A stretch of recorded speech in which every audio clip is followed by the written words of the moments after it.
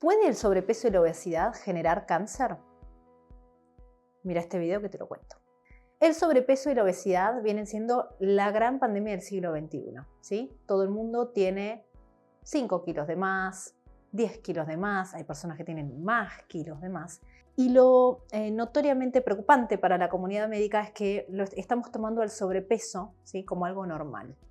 Lo que hay que entender es que el acúmulo, ¿sí?, de tejido adiposo, de grasa, que se va sucediendo a medida que vamos sumando kilos, no es de ninguna manera, digamos, inocente, ¿sí?, o bueno para el cuerpo. Hay que tener un porcentaje de tejido adiposo para que, por ejemplo, las hormonas que se fabrican a partir del colesterol tengan materia prima, ¿sí? No es que no hay que tener grasa. Hay que tener un porcentaje bajo de grasa, pero suficiente. Por ejemplo, ¿qué pasa con las chicas o los chicos que sufren de anorexia nerviosa? Bajan tanto su porcentaje graso, ¿sí?, que las niñas generalmente, por ejemplo, dejan de menstruar, ¿sí? ¿Por qué? Porque no tienen el sustento para generar las hormonas que facilitan al ciclo menstrual, y por otro lado, el cuerpo sensa tanto estrés que también bloquea su función reproductiva. Entonces, hay que tener un porcentaje de grasa dentro de los límites saludables. Ahora, ¿qué pasa cuando ese porcentaje de grasa excede, ¿sí?, y nos da como resultado un índice de masa corporal elevado? Y acá vamos a darte la fórmula para que vos lo puedas hacer en tu casa. El índice de masa corporal se calcula haciendo el peso del paciente por su altura al cuadrado. Un índice de masa corporal normal, ¿sí?, es un índice de masa que no supera 25. A partir de 25 hablamos de sobrepeso y a partir de 30 de índice de masa corporal hablamos de obesidad. Un índice de masa corporal de 40 habla de obesidad mórbida. ¿Bien?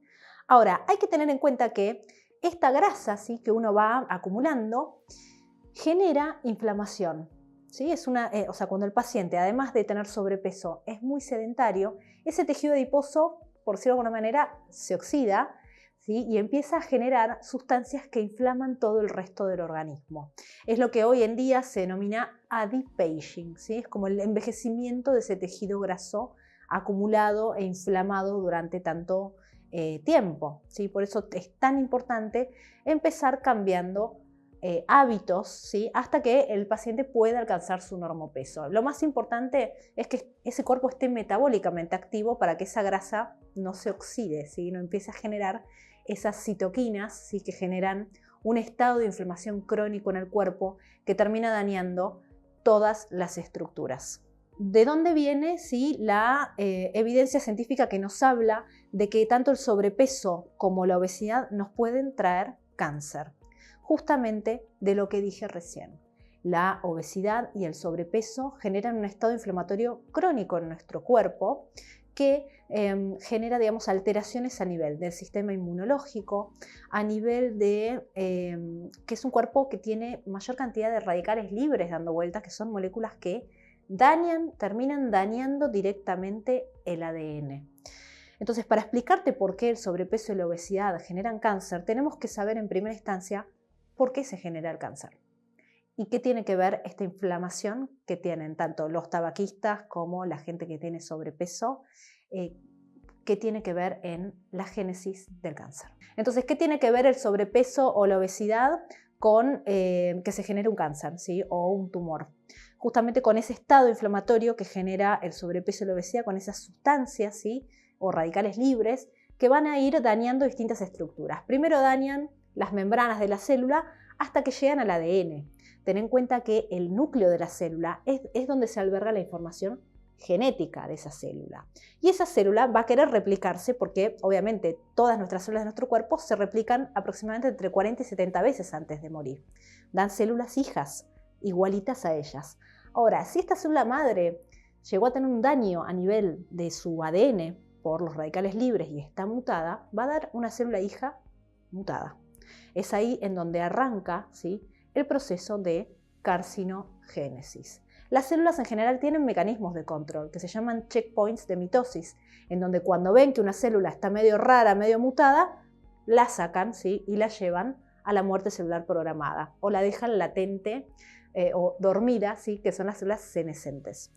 Si eso no sucede, esa célula ya se mutó y esta célula va a tener la capacidad de seguir reproduciendo células hermanas tumorales.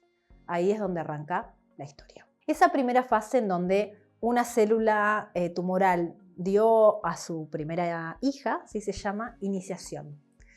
Hasta este punto no hay nada que hacer, ¿sí? De hecho, todos podemos llegar a tener alguna célula mutada que, bueno, que los guardianes de nuestro genoma, que son proteínas encargadas de frenar eso, las pueden sacar. Pero si queda una célula mutada, va a seguir su camino, ¿sí? Entonces inicia siendo una, después viene una segunda etapa en la carcinogénesis o la génesis del cáncer, que es la promoción, que es cuando esta célula mutada se empieza a replicar de manera descontrolada hasta generar una masa y un tumor. Y la tercera fase o la tercera etapa es la progresión, donde esa masa tumoral consigue, ¿sí? O se perfecciona en la capacidad de migrar a distancia y generar metástasis. Hay que pensar al cáncer como si fuese una batalla o un juego de ajedrez. ¿Por qué? Porque tu sistema inmunológico va a querer, obviamente, atacar, ¿sí? A células que ve que no le pertenecen. Así que son muy astutas y generan mecanismos de evasión y de diseminación. El mensaje que sí quiero que te lleves en este video, después podemos llegar a hacer otro de cáncer. Lo más importante es que 3/4 partes de todos los cánceres se pueden prevenir con la alimentación y con el ejercicio. Sobre todo las fases de la promoción, que es cuando esta célula se empieza a replicar descontroladamente, eso con la alimentación se puede regular. Y la tercera fase, que es la progresión a distancia, también se puede modular, ¿sí? A través de la alimentación. Esto no quiere decir que si tenés un diagnóstico de cáncer no vayas a hacer la quimioterapia, por supuesto que sí, pero quiero que tengas en cuenta que la alimentación puede frenar, ¿sí? O intentar frenar el avance de un tumor o abrirle la puerta.